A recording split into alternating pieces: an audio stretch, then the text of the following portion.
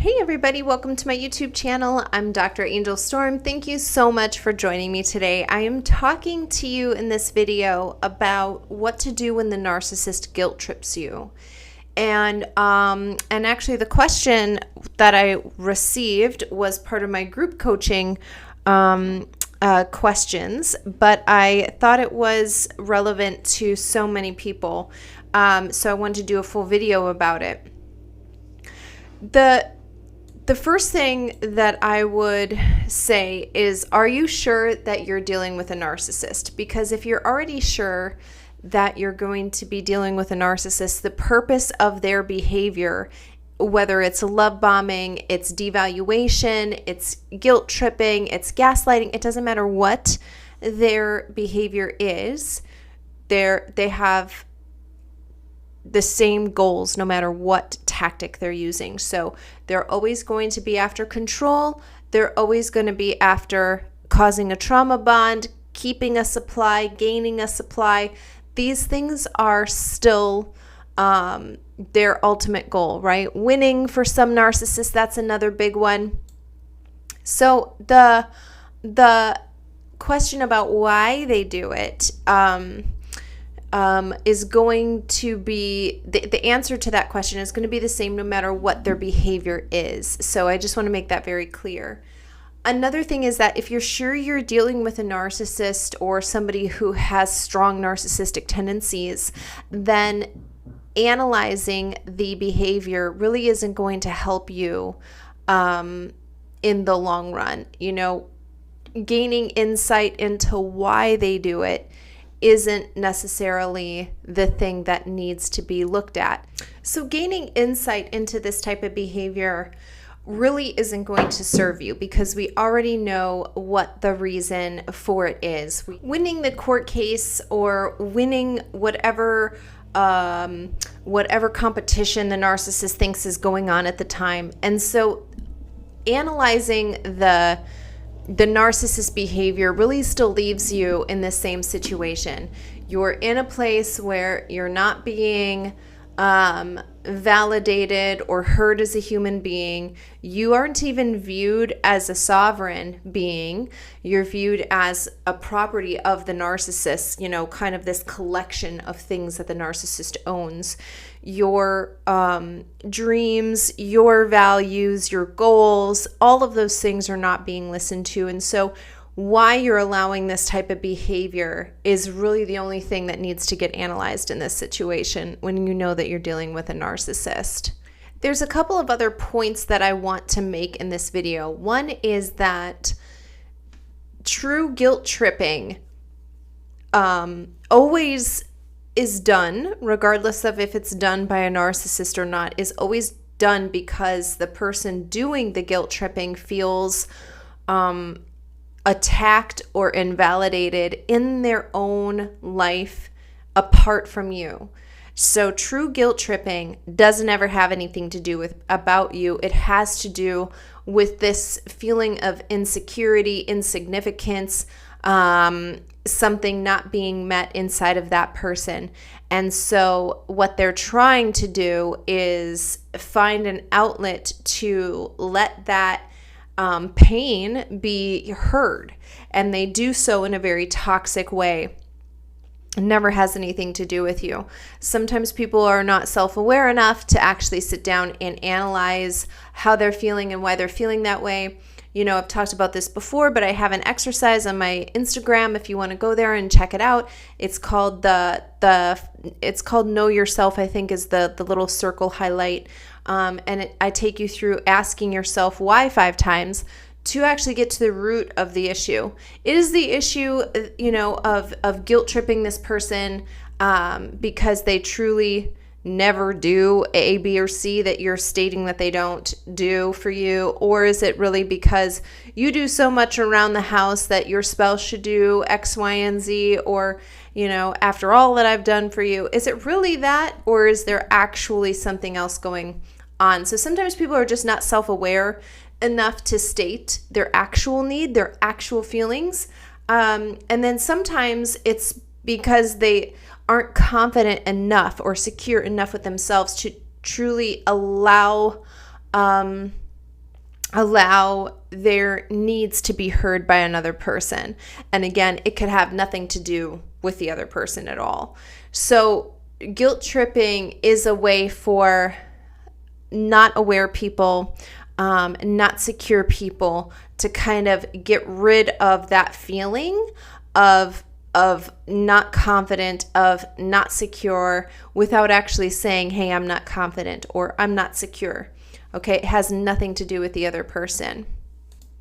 There's another point of view on this issue that I want to bring up in this video, which is that sometimes people call guilt tripping something when it isn't actually guilt tripping. So here's an example, right? Some of the common phrases of true guilt tripping start with, but I always do A and you never do B, or I work all day for this family and what do you do around here? You do nothing around here. You guilt trip them into believing that they are not equal to you, right? You're saying these words so that you feel elevated in one way or another.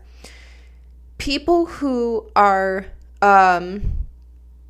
who feel that they are not being treated well within a relationship and who are self-aware, who want to have connection as their primary outcome of the conversation, no matter what kind of conversation that they're having, will use words and will say things like, hey, I work outside of the house for 10 hours a day. Do you think that we could come up with a schedule to make sure that, the laundry is always done or that this chore is always taken care of? How can I help you to make sure that these things are done? It would really help me when I come home be able to relax quicker, get into family routine quicker, or whatever the case may be. Somebody who is seeking connection doesn't minimize the other person's role in the relationship and within the family structure or within the company structure, whatever situation this might be taking place in. So without minimizing that person's role, you understand, like, I know that this is my role and I do this, and I know that your role is this and you do that. And they're even, they're equal. We're partners still. We do separate things, but we're both even and equal. How can I help you? Or what do you think is the best way moving forward? Or what's a good solution to this? Or I feel very overwhelmed when I come home and I see A, B, and C happening.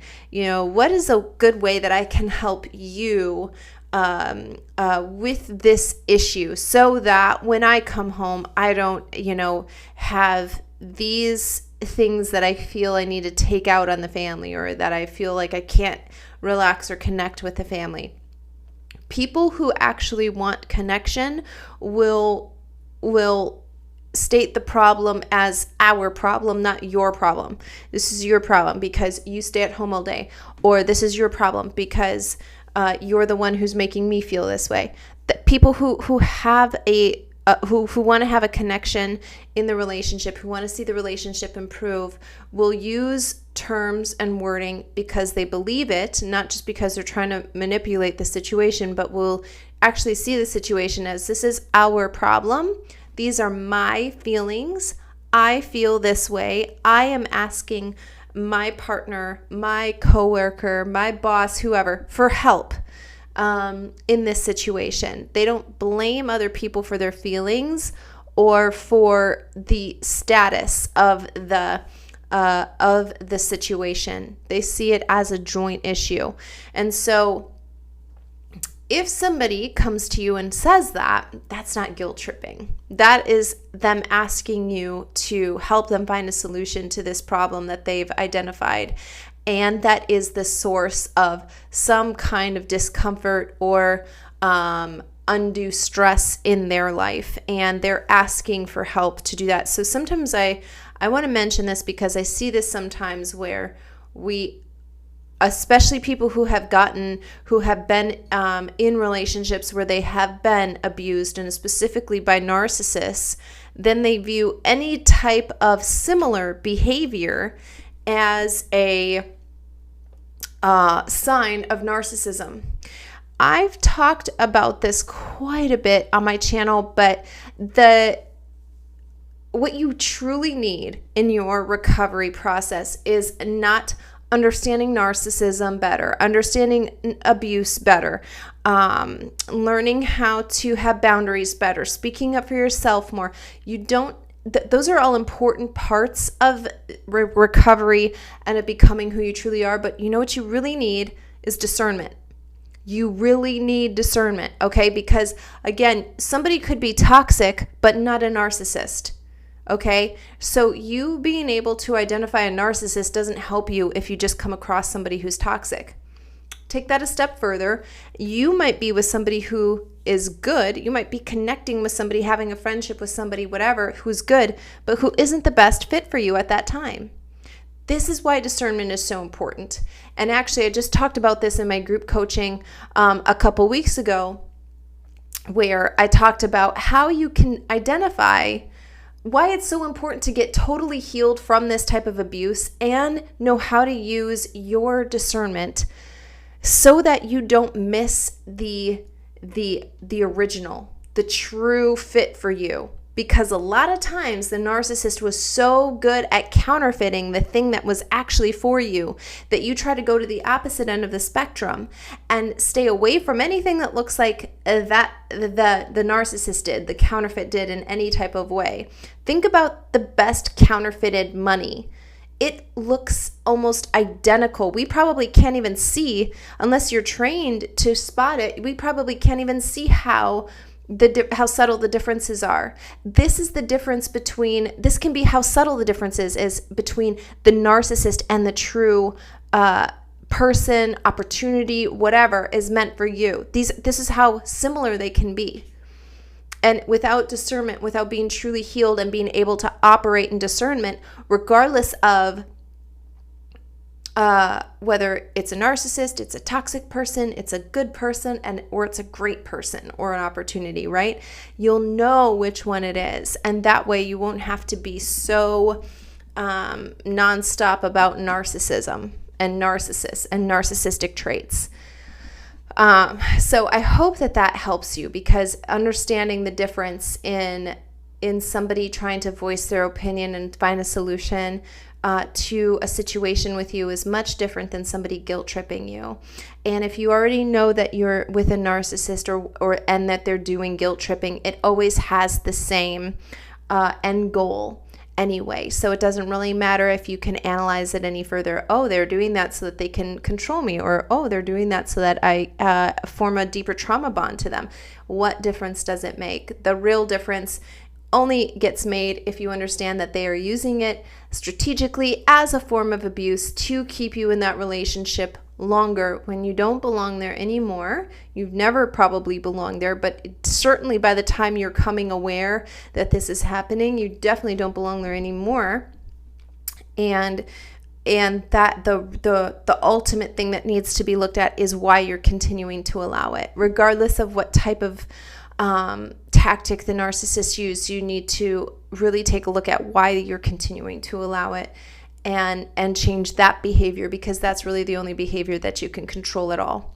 So I hope this video has helped you guys, and if you haven't already, please be sure to subscribe to my channel below and then turn on the little bell so that you're notified whenever I upload a new video to this channel.